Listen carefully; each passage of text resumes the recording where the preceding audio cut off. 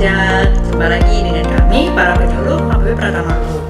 Tak kenal maka tak sayang. Sebelumnya, perkenalkan nama saya Fitri sebagai host. Udah bisa beralih ke bahasan selanjutnya, yaitu terkait PPN. Nah, ini sekarang kita akan bertanya kepada rekan sebelah saya, Pak Sulistyo. Boleh dijelaskan terkait PPN nih, Pak Jo, tentang apa ya? PPN itu adalah singkatan dari pajak pertama nilai. PPN atau pajak pertama nilai itu adalah pajak yang dipungut atas transaksi penyerahan barang atau jasa. Nah, kalau tadi kan pasal 22 atas barang, pasal 23 atas jasa. Nah, kalau PPN ini atas penyerahan keduanya tadi, penyerahan barang dan penyerahan jasa yang dilakukan oleh pengusaha kena pajak. Itu yang dimaksud dengan PPN. Jadi transaksi yang dilakukan oleh pengusaha kena pajak itu pasti ada PPN yang harus disetorkan oleh pengusaha kena pajak tersebut, walaupun seperti kita ketahui yang akan membayar PPN itu adalah si penikmat terakhir. Jadi kalau kita sebagai pembeli barangnya atau penikmat jasanya sebagai yang terakhir dalam rantai yang terakhir, itu pasti kita akan bayar karena kita akan bayar ke penjual akan membayar PPN. Seperti itu seterusnya sampai di atas. Seperti itu. Jadi yang paling terakhir dialah yang menanggung sebetulnya. Iya. Namanya juga pajak pertambahan nilai. Iya. Nilainya bertambah setelah digunakan gitu ya. Iya. Berarti dari produsen sampai distributor sebelum ke konsumen itu cuma menyalurkan aja? Iya, menyalurkan aja. Iya. Menyalurkan atas margin yang dia terima itu? Iya, dia terima. Dibayarkan PPN-nya? Iya, betul, dibayarkan PPN-nya. Nanti yang bayar PPN-nya adalah ya siapa yang menikmati barang atau jasa itu yang terakhir. Kalau dia instansi pemerintah, ya berarti dia yang harus membayar PPN-nya. Jadi dia harus membayar harga barang plus PPN-nya. Iya. Boleh dijelaskan, Mas? Kira-kira adakah pengecualian yang tidak perlu dipungut PPN? Pengecualian di sini yang diterima oleh instansi pemerintah, ya, karena kita kan bahas instansi pemerintah. Iya. Jadi bukan dikecualikan ya, ini tidak dipungut PPN. Jadi sebenarnya PPN-nya itu ada, cuma kita sebagai instansi pemerintah itu tidak memungutnya, seperti itu. Jadi yang pertama sama seperti tadi yang PPN pasal 22, jadi transaksi sampai dengan 2 juta dan tidak termasuk PPN dan tidak dipecah-pecah itu dibebaskan atau tidak perlu memungut PPN-nya. Kemudian yang kedua itu transaksi yang menggunakan kartu kredit pemerintah, kita juga tidak perlu memungut PPN-nya. Tidak perlu memungut ya, bukan berarti PPN-nya tidak ada. PPN-nya ada tapi dibayarkan oleh si penyedia barang atau jasanya itu.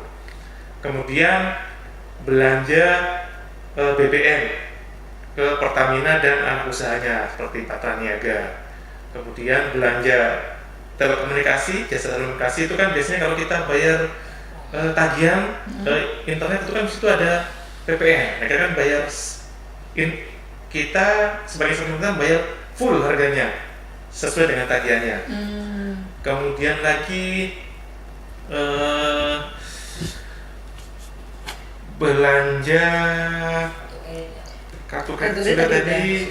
Ini agak banyak ya? Jasa angkutan udara, kemudian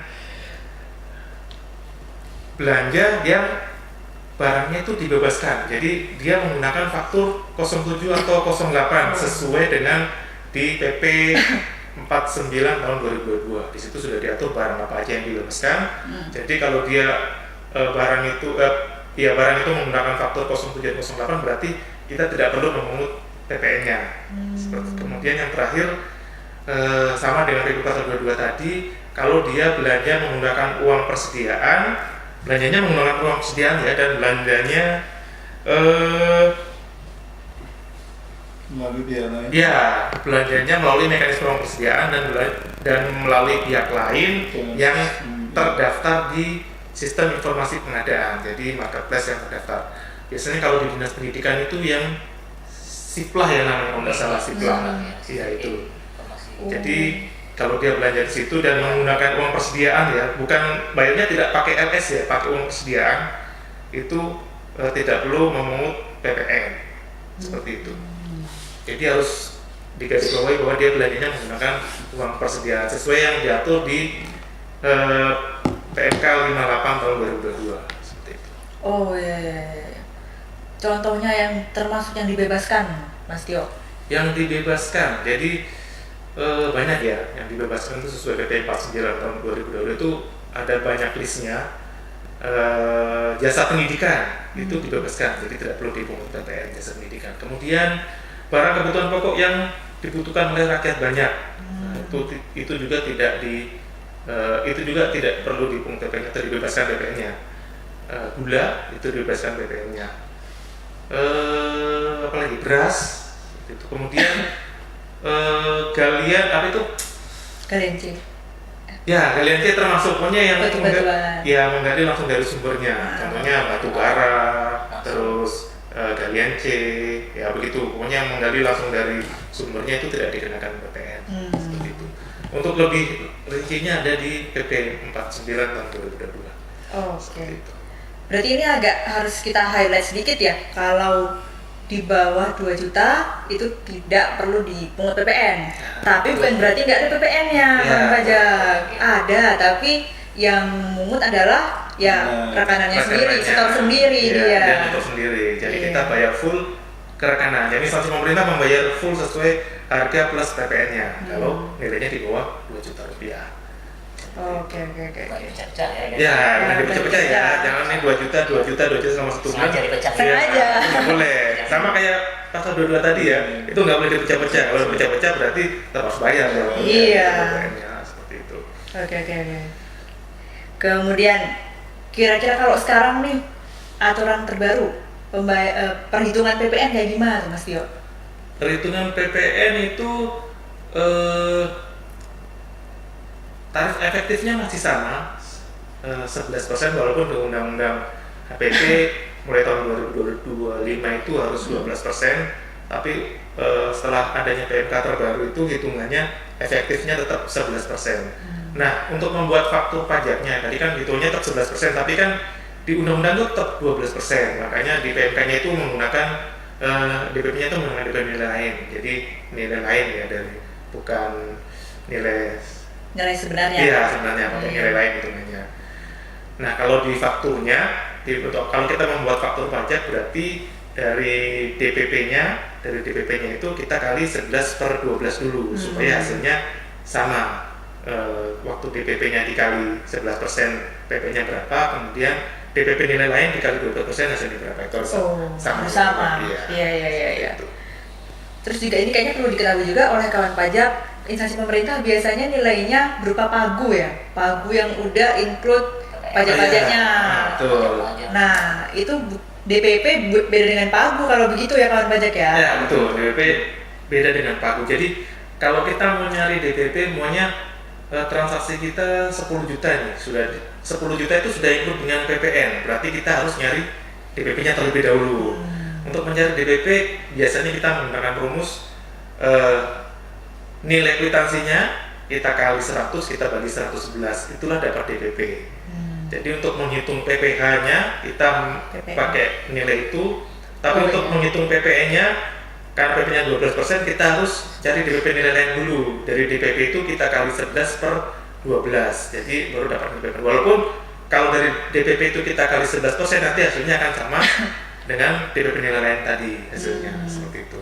Oke, jadi jangan bingung ya kawan pajak ya. Intinya pagu itu nilai DPP ditambah PPN. Betul sekali. Ya. Oke. Kemudian perbedaan antara misalnya nih saya instansi pemerintah. Kalau saya bertransaksi dengan non PKP dan dengan PKP, boleh dijelaskan Mas Tio? Baik, terima kasih. Jadi ini mungkin sudah perdebatan yang sangat lama ya, mungkin sampai awal 2025 lah, akhirnya ada penegasan dari DJP bahwa kalau instansi pemerintah itu bertransaksi baik dengan PKP maupun tidak dengan PKP wajib memungut PPN seperti itu. Jadi untuk instansi pemerintah tidak seperti dulu ya. Kalau dulu kan kalau dia PKP kita pungut PPN-nya, kalau tidak di PKP tidak ya. Nah sekarang setelah ada penegasan yang terbaru, berarti semua transaksi yang dilakukan instansi pemerintah baik dengan PKP maupun tidak dengan PKP itu wajib dipungut PPN-nya, walaupun nanti kode billingnya akan berbeda seperti itu. Berarti kira-kira kalau misalnya kode billingnya itu dengan non PKP apa? Supaya kawan pajak juga tahu nih. Nah, jadi untuk membuat kode billingnya nih, Iya, kode billing. jadi kan umpamanya nih ada satu instansi pemerintah belanja dengan PKP. Kita dengan PKP dulu ya. Dengan PKP berarti dia akan mengecek di sistem Portek itu di faktur pajak masukan. Setelah memang betul ada faktur pajak yang dibuat oleh rekanannya, dia akan membuat SPT masa PPN sesuai dengan masa fakturnya. Ya. Setelah itu akan tercreate kode billing sesuai dengan nilai terutangnya. Jadi nanti kode billingnya itu pasti akan 411, 211, 910. Itu untuk instansi pemerintah yang bertransaksi dengan pengusaha kena pajak atau PKP. Nah, kalau dia bertransaksi bukan dengan PKP, maka dia bisa langsung membuat kode billing 411, 211, 108 dari layanan mandiri kode billing di Cortex. Jadi tidak perlu lagi mengecek pajak masukan dan membuat SPT, tapi bisa langsung membuat billing. Tapi harus dipastikan bahwa lawan transaksinya itu bukan PKP. Seperti itu. Berarti pertama kali kita harus pastikan dulu kawan pajak rekanannya ini PKP atau bukan. Betul. Kalau misalnya dia PKP, ya berarti dia harus cek pajak masukan. Jangan lupa ketika membuat faktur, PKP-nya itu harus membuat kodenya 020. Betul sekali, kode fakturnya harus 02. Jadi transaksi dengan instansi pemerintah, kode fakturnya semuanya harus 02. 02 itu berarti bertransaksi dengan bendahara. Bendahara itu instansi pemerintah, seperti itu. Kecuali yang di bawah 2 juta tadi. Ya, kecuali yang di bawah 2 juta berarti kan lawan transaksinya tidak perlu membuat, dia membuat faktur tapi kodenya 04. Iya. Fakturnya 04. Kenapa kode fakturnya 04? Karena mereka bayar sendiri, setor sendiri kawan pajak. Jadi udah nggak perlu kita yang pungut, instansi pemerintah yang pungutkan. Jadi kita bayar harga plus PPN-nya langsung kalau nilainya di bawah 2 juta. Oh iya, sangat jelas nih kawan pajak. Kira-kira untuk PPN juga ada batas bayar dan lapornya Pak? Ada. Kayak gimana? Jadi sama kayak tadi pasal 2223. Jadi untuk PPN mengacunya ke Undang-Undang PPN ya. Jadi batas waktu pelaporan PPN itu akhir masa berikutnya, akhir masa bulan berikutnya. Begitu juga dengan pembayarannya. Jadi kalau kita transaksinya di bulan Agustus, berarti paling lambat lapor itu di akhir September dan pembayarannya di akhir September juga, seperti itu. Di akhir bulan berikutnya. Sama ya, Lapor dan bayarnya sama. Oh iya. Ini izin saya tambahkan sedikit ya. Mungkin kawan pajak di rumah juga ada beberapa yang bingung terkait perbedaan konsep pemotongan dan pemungutan nih kawan pajak. Jadi kalau PPN itu konsepnya pemungutan, PPH itu konsepnya pemotongan. Kecuali PPH 22. Kecuali PPH 22 pemungutan. Pemungutan tapi cara kerjanya sama kayak pemotongan. Iya. Betul. Dia pemungutan. Iya, istilahnya pemungutan tapi cara kerjanya pemotongan. Iya, pemotongan ya, karena uangnya berkurang. Iya, Uangnya uangnya berkurang. Uang yang harus diterima oleh si rekanan berkurang, diambil. Nah, setelah disampaikan beberapa materi dari rekan-rekan penyuluh saya, izinkan saya untuk menambahkan sedikit ya kawan pajak sebagai informasi saja. Kalau ada perbedaan konsep pemotongan dan pemungutan nih kawan pajak. Nah, kalau konsep pemungutan itu menambah, sedangkan pemotongan itu mengurang. Nah, untuk PP pasal 22 walaupun bunyinya pemungutan, dia cara kerjanya sama dengan pemotongan. Gimana sih kira-kira kalau misalnya dicontohkan supaya kawan pajak ini mungkin lebih paham ya kalau dalam bentuk contoh. Nah, misalnya nih nilai transaksinya 10 juta itu di luar pajak nih ceritanya kawan pajak. 10 juta itu memang nilai transaksinya atau dasar pengenaan pajaknya. Nah, kalau dikenakan PPN-nya kan berarti 11% dari 10 juta, 1,1 juta. Iya. Jadi dia nggak mengurangi 10 juta ini nih kawan pajak, dia akan pajaknya akan menambah. Jadi yang kita setorkan ke rekanan itu 10 juta, kita juga store pajaknya atas itu 1,1 juta. Jadi nggak mengurangi uang yang kita setorkan ke rekanan. Mengurangi DPP. Iya, nggak mengurangi DPP. Sedangkan kalau PPH itu konsepnya memotong uang yang kita setorkan ke rekanan. Kalau misalnya 10 juta, kita potong PP pasal 23, jasa 2% misalnya, berarti yang kita bayarkan ke rekanan itu dikurangi 2%-nya, yaitu misalnya kalau 10 juta 200.000 yang dibayarkan ke rekanan jadinya 9.800.000. 200.000-nya kita setorkan ke pajak, ke negara. Seperti itu ya kawan pajak ya, sekilas info saja. Nah ini selanjutnya kita akan masuk ke sesi baru, yaitu beberapa pertanyaan yang sering diajukan oleh wajib pajak, kawan pajak.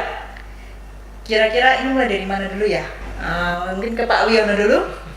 Pertanyaan pertama, banyak yang masih bingung nih Pak, cara bedain suatu transaksi itu termasuk pembelian barang atau pembelian jasa. Kira-kira boleh Pak dijelaskan atau dalam bentuk contoh atau deskripsi gimana bagusnya? Oh iya, Bu Mbak Fitri. Jadi pembelian barang dan pembelian jasa memang ada di lapangan tuh sering terjadi perbedaan pendapat ya. Sebenarnya kan kita kalau secara definisi kan udah jelas ya, barang itu apa, jasa itu apa ya. Kalau barang kan sesuai definisi perpajakan kan barang merupakan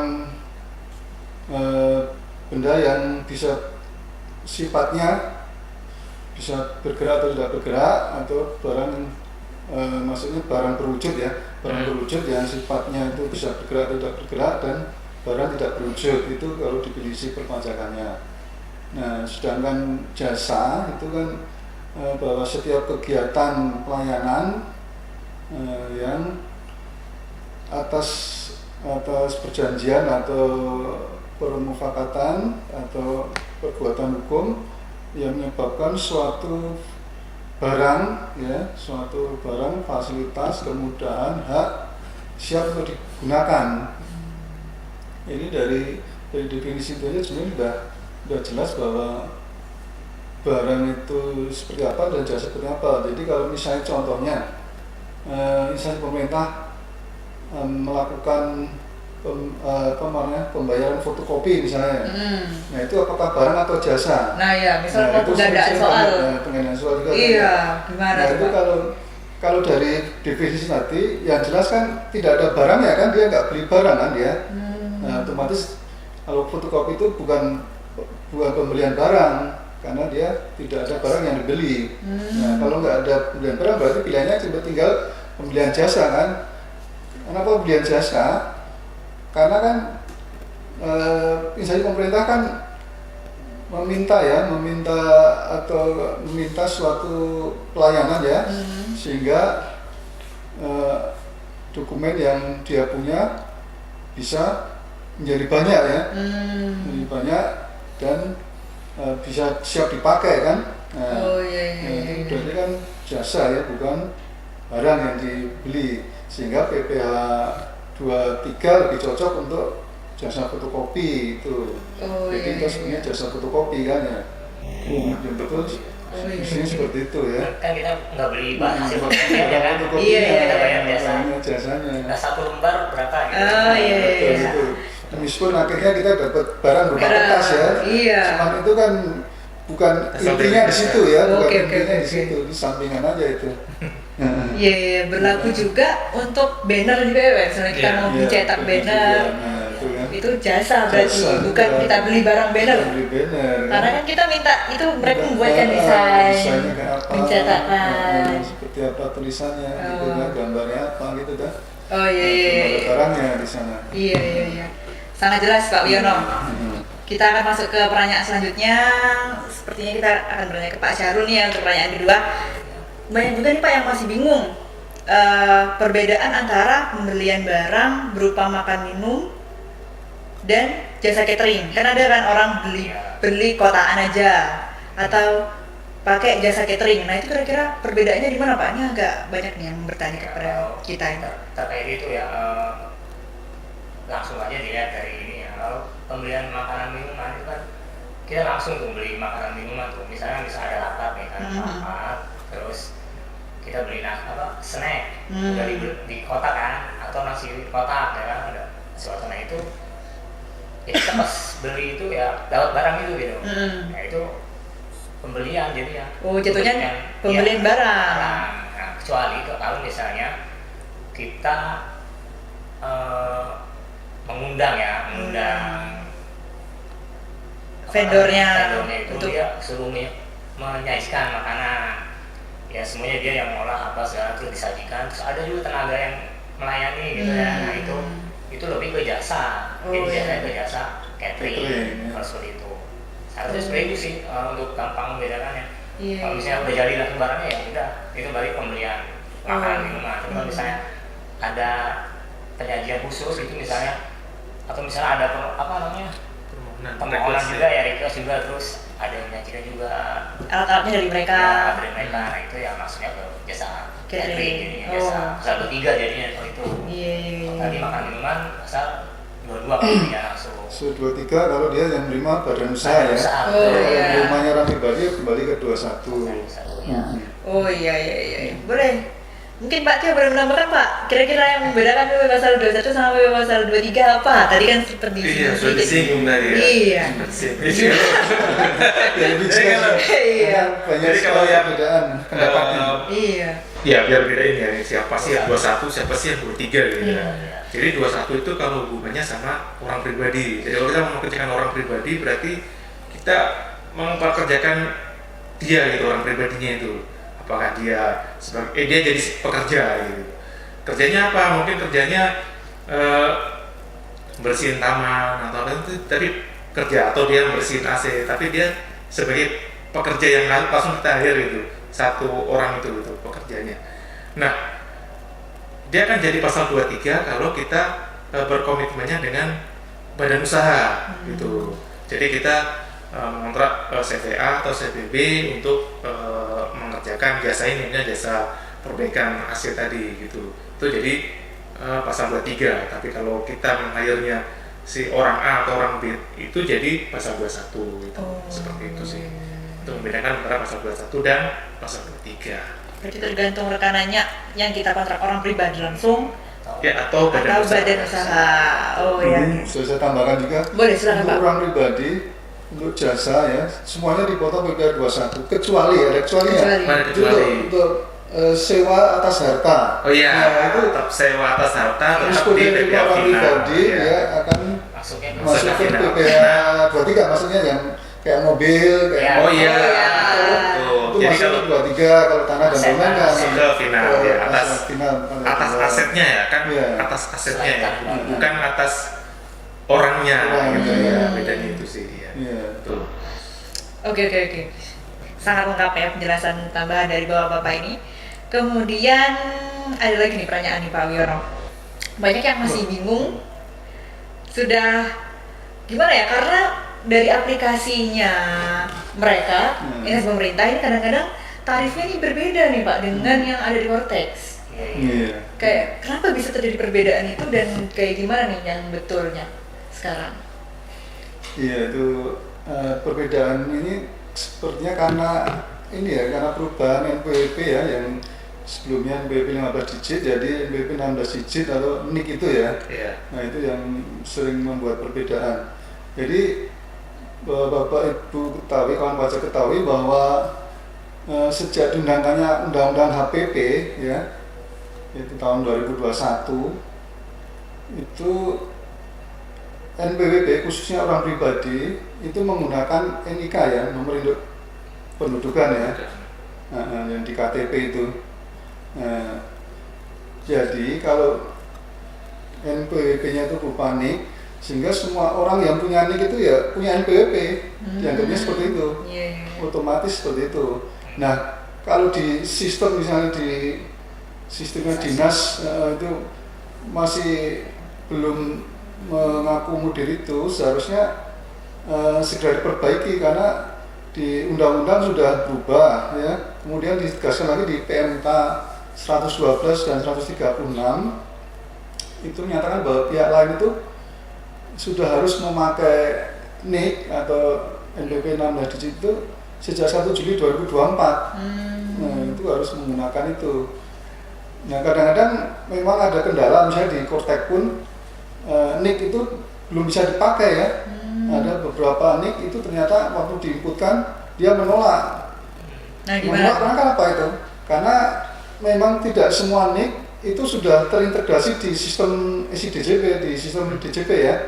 Sehingga yang perlu dilakukan supaya ini ya sudah tidak merugikan si wajib pajak, itu harus dilakukan pemadanan dulu.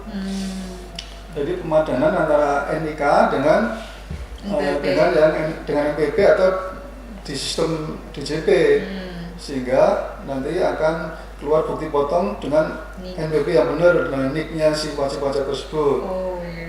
Nah, kalau misalnya itu ada ada kesulitan itu ya, itu sistem Kortek itu pun juga langsung ini tidak mengenakan pajak yang lebih tinggi ya, seperti yang di sistem dinas yang lama ya. Itu kan kalau PP 21 kan kena 20% lebih tinggi ya, misalnya dari 5% dari 6%, kemudian PP 22 dari menjadi 100% lebih tinggi ya, misalnya dari 1,5% jadi 3% PP 22. Nah, kalau di Kortek itu tidak seperti itu, karena di Kortek udah mengadopsi undang-undang HPP ya, sehingga kalau misalnya itu NIK itu dipakai nggak bisa, dia akan tergenet otomatis memakai NIK yang yang tanggungan dulu, yang kodenya 99 000 sekian kode KPP 99 kemudian 3 kali di belakang gitu. Jadi tidak mengenakan tarif lebih tinggi, karena memang aturannya sudah berubah sejak tahun 2021, sudah di undang-undang HPP itu sebenarnya sudah berlaku itu, dan ditegaskan lagi di tahun 2022 dengan PMK 112 dan diperbarui dengan PMK 136 tahun 2023. Nah, itu sebenarnya sudah kuat itu sebenarnya itu, bahwa NIK itu merupakan NPWP, dan kalau sudah punya NPWP berarti kan nggak boleh dikenakan lebih tinggi kan. Nah, itu seperti itu Mbak Putri. Kalau pakai NIK tampungan tadi yang 99 nggak masalah juga ya Pak ya, kalau memang nggak ada. Cuman masalahnya nanti kalau misalnya dia mau pakai untuk kredit pajak nggak bisa. Oh iya. NPWP-nya nggak tercantum di bukti potong. Iya. Dia rugi sendiri. Mungkin sedikit menambahkan aja ya, biar tidak ambigu. Jadi karena seperti Pak Wiono bilang tadi bahwa semenjak NIK itu diberlakukan menjadi NPWP, berarti semua warga negara Indonesia itu pada dasarnya punya NPWP. Hanya saja status di sistem kita itu, di sistem DJP itu ada yang sudah aktif dan ada yang belum. Makanya kalau kita membuat bukti potong dan dia NPWP-nya tidak keluar namanya waktu kita mengklik NIK-nya, itu berarti dia belum, NPWP-nya belum aktif. Jadi solusinya ada dua, apakah dia mau didaftarkan NPWP atau dia pakai NPWP sementara. Itu saja sih untuk membuat bukti potongnya. Jadi kalau dia memang sudah layak untuk ber-NPWP, berarti tinggal didaftarkan NPWP-nya baik secara langsung lewat protes atau bisa datang ke kantor pajak terdekat. Tapi kalau memang belum, ya berarti pakai NPWP kampung aja terlebih dahulu. Oke. Jadi harus sudah dipadatkan kalau gitu mah ya. Iya. Bukan dipadankan. Jadi kalau dipadankan itu dia sudah punya NPWP tapi belum dipadankan ke NIK, itu dipadankan. Tapi kalau dia belum ber-NPWP, berarti kan kalau NIK-nya kita ikut belum ber-NPWP, berarti kan dia belum terdaftar NPWP. Seperti itu. Oh iya. Daftar BPP pun ada yang hanya registrasi dan ada yang diaktifasi ya. Iya, betul. Supaya bisa, kalau bisa digunakan NPWP-nya. Biar bisa muncul NIK-nya. Betul. Oke. Ada pertanyaan terakhir nih yang sering ditanyakan oleh kawan pajak. Kira-kira ada nggak sanksi kalau kita itu terlambat bayar atau terlambat lapor? Sanksi terlambat bayar atau terlambat lapor sesuai undang-undang KUP atau undang-undang PPN itu ada. Kalau dulu di undang-undang KUP itu kan ada pasal 21, 22, 23, 42 itu kan dulu dilapor masing-masing ya dulu. Nah sekarang kan untuk PPH itu selain pasal 21 itu digabung jadi satu, jadi PPH unifikasi, yaitu dendanya 100.000 per bulan kalau tidak melapor. Iya, kalau tidak melapor atau terlambat lapor itu denda 100.000. Kemudian pasal 21 kalau tidak melapor atau terlambat lapor di 100.000 juga. Nah kemudian untuk PPN itu dendanya yang paling besar ya, dendanya itu 500.000 kalau terlambat melapor atau tidak melapor, seperti itu. Jadi jangan sampai nih kawan pajak harus sangat diperhatikan ya untuk tenggat waktu pembayaran dan pelaporannya tadi, jangan sampai terlewat. Di sebelum tanggal 15 ya untuk PPH untuk penyetorannya, dan sebelum tanggal 20 untuk pelaporannya, dan untuk PPN sebelum akhir bulan berikutnya untuk bayar lapor. Oke. Kayaknya udah cukup ya kawan pajak ya, kita udah menemani sekitar 1 jaman nih. Sudah sangat lama ya ternyata ya kita berbincang-bincang. Semoga penjelasan yang tadi cukup jelas ya kawan pajak. Tapi untuk kawan pajak yang masih bingung jangan khawatir, tetap bisa untuk datang ke sini untuk konsultasi di helpdesk atau bisa menghubungi WA layanan KPP Pratama Luwuk di 0813 4214 6832 atau bisa juga kawan pajak untuk menghubungi Krim Pajak di 1500 200. Dibuka dengan pantun juga akan kami tutup dengan pantun. Tolong dibantu jawabnya Bapak. Layang-layang yang di semak, Cakep. tertiup angin ke kilo 5. Artinya Terima kasih sudah menyimak. Jumpa lagi di episode selanjutnya.